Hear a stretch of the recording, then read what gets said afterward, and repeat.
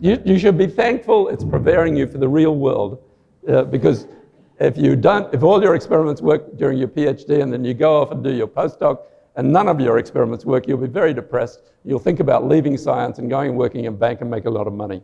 And so basically, you've got to try and troubleshoot the experiment, obviously, if it's not working. Firstly, you've got to ask if it's the right experiment.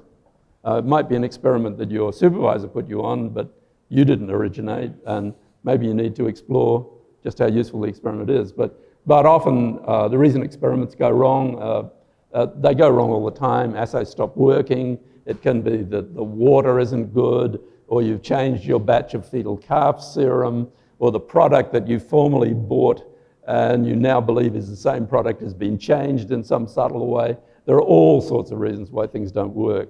And it can be very difficult for a graduate student who's putting their whole life into it. Of course, once you're a supervisor and you have 10 graduate students, maybe 3 of them are getting results and the rest of them you don't worry too much about. No, so you try and help them, of course, but it's part of the experience, basically, to go through a time when things won't work well. Sometimes, too, you can go through an experience where you think you've discovered something enormously important, and you get wonderful results, and the graduate student or postdoc gets tremendously excited. And then with each subsequent experiment, it goes away.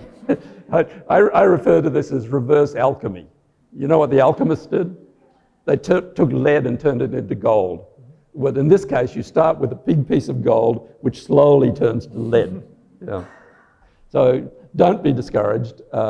But think about what you're doing and think about whether you should be doing it differently and a different approach, and think about the really basic things like media, whether the animal house is infected with some horrible pathogen or something like that too, because it can be something that's really rather outside your control.